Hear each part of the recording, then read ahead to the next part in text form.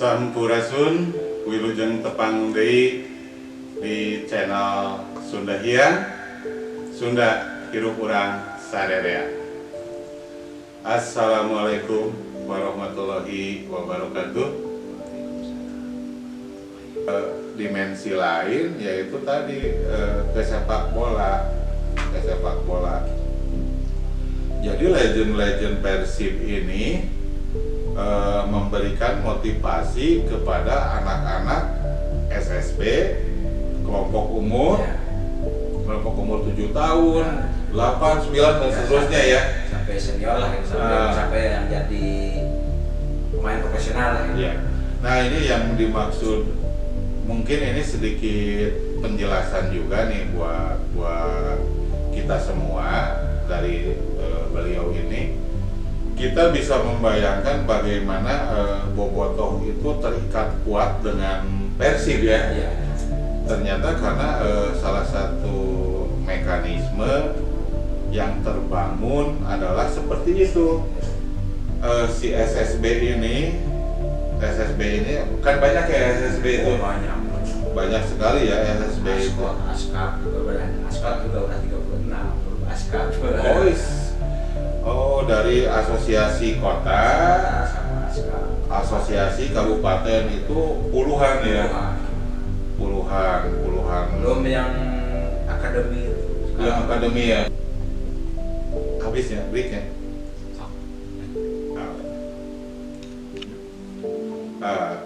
Jadi ternyata kita ini kita mengilustrasi, membayangkan gitu bagaimana melekatnya antara Bobotoh dan Persib ya. Bobotoh dan Persib, karena memang hubungan emosional itu sudah diciptakan dari usia dini. Iya. Dari usia dini, antara lain tadi itu melalui SSB Aspot dan SSB Askab. Ini hanya 2 kota ya, Bandung dan Kabupaten Bandung. Cuma ini ke Bandung Barat juga banyak. Nah, belum itu. Kalau itu kan Jawa Barat ya. Nah, itu bisa kita bayangkan. Jadi betapa keterikatan antara masyarakat atau warga Jawa Barat yang direpresentasikan melalui Bobotoh begitu mencintainya terhadap Persib gitu. Apalagi Persibnya Persib zaman dulu ya, zaman perserikatan yang jadi legend-legend sekarang gitu. Meskipun sekarang sudah jadi klub profesional, tapi rasa itu tidak pernah luntur gitu untuk masyarakat Jawa Barat, pendukung Persib. Jawa Barat bahkan mungkin dunia sekarang ini global, pendukung Persib itu global. Itu dari hobi ya, dari hobi ternyata. Nah, ini jadi kita bisa melihat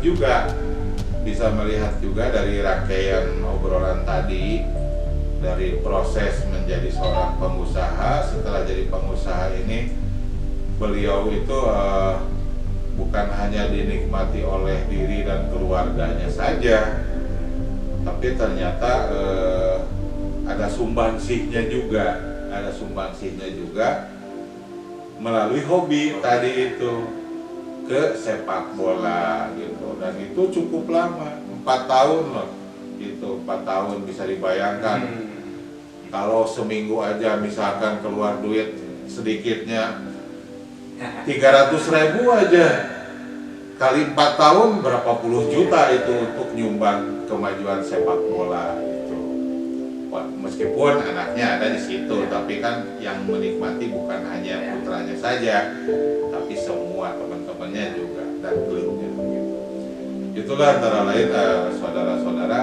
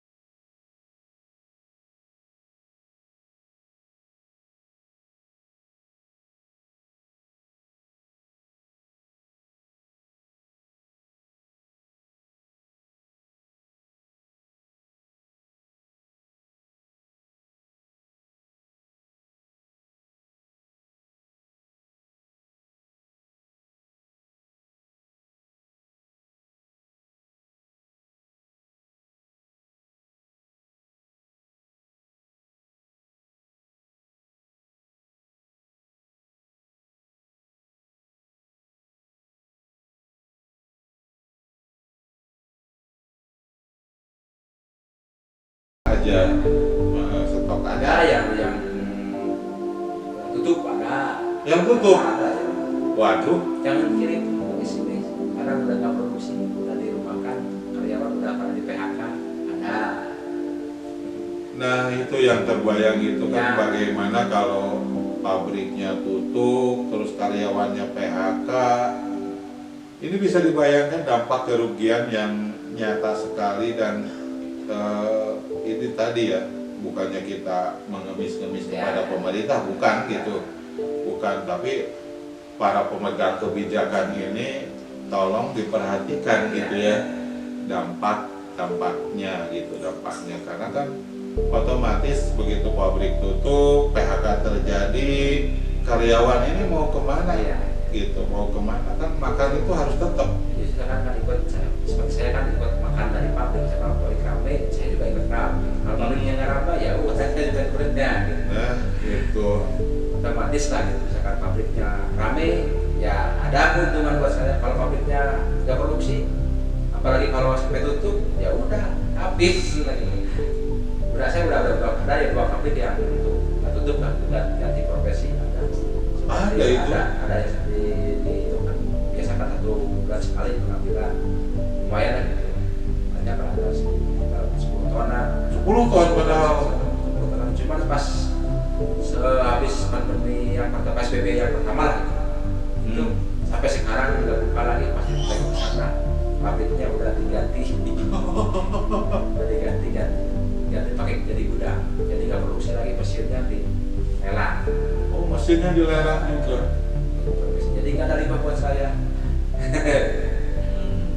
Ada.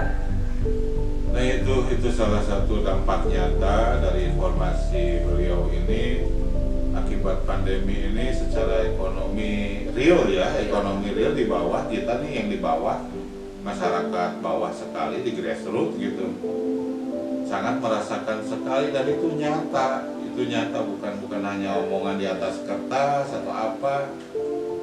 Ini otomatis kan mereka yang terdampak ini untuk mempertahankan hidupnya itu bisa macam-macam ya, bisa macam-macam gitu. Maksudnya bisa macam-macam di sini. Kalau memang yang tadi itu punya keimanan, punya atau apa-apa bisa bertahan. Ya. Kalau yang tidak kan mungkin dampaknya bisa kriminal Ya. juga ya. Daripada perut tidak makan, pekerjaan tidak ada, mungkin kejahatan juga. Ya itu salah satu dampak pandemi itu ternyata luar biasa itu. Tadi memberikan kemungkinan ya, kemungkinan yang terburuk itu tadi mungkin saja kejahatan akan meningkat karena tidak ada pekerjaan kan, pabriknya tutup gitu, pengangguran meningkat gitu, jadi ya memang harus apa ya, segala sesuatu itu pasti membawa dampak yang buruk gitu, apalagi berkaitan dengan ekonomi ya, ekonomi bahkan PPKM ini kan sampai tanggal 20 ya, sampai 20 Juli. Nah berkaitan dengan PPKM ini kan ya ada himbauan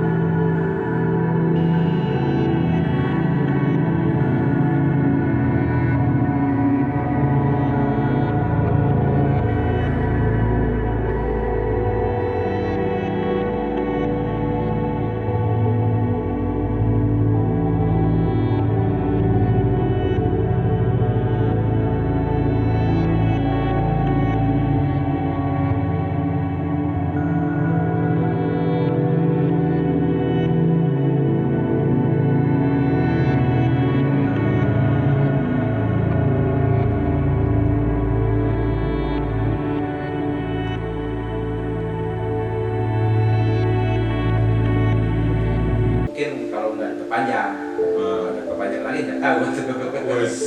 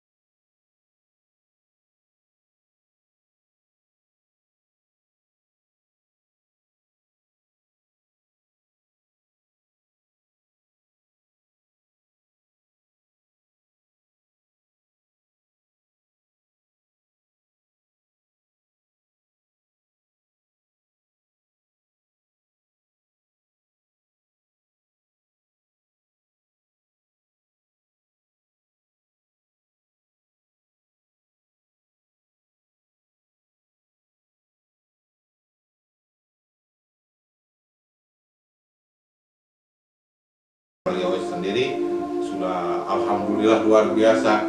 Kita bisa menganalogikannya bagaimana dia bisa menghidupi pegawainya yang sebanyak 25 orang gitu.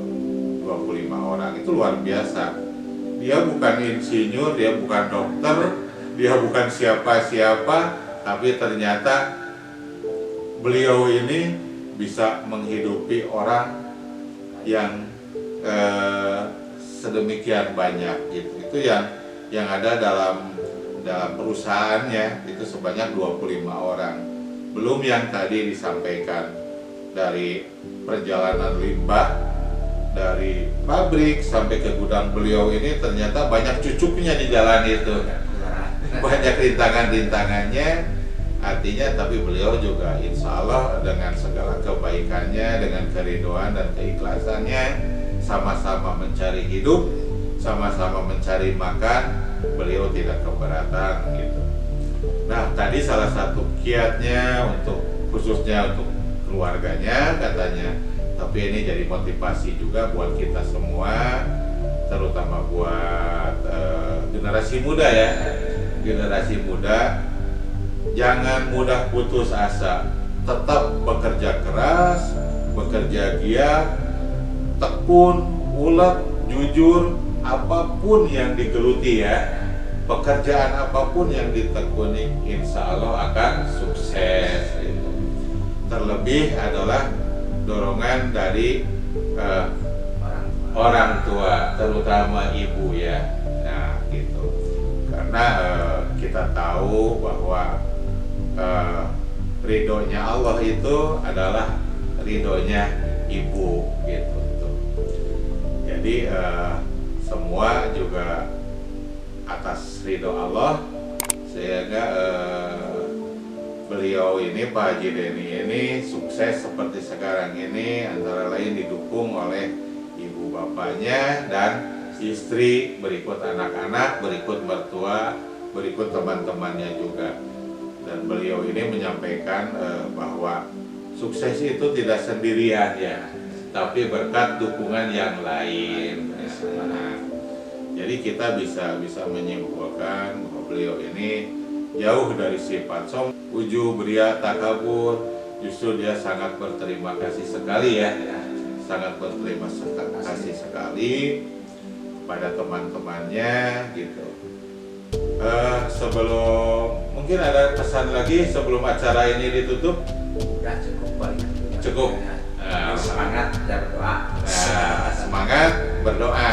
Nah, demikian Baraya Sunda Hyang Channel. Mudah-mudahan pengalaman beliau ini menjadi motivator bagi kita semua, khususnya generasi muda yang mana begitu sekolah berpikirnya ingin jadi pegawai, tidak mesti seperti itu.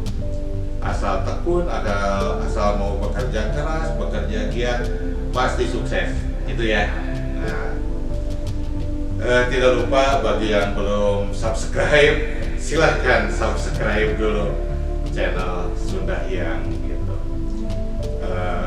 Mungkin tutup saja ya Pak Haji ya. Billahi taufiq wal hidayah. Wassalamualaikum warahmatullahi wabarakatuh. Salam sehat buat semuanya. Nuhun Pak Haji. Alhamdulillah.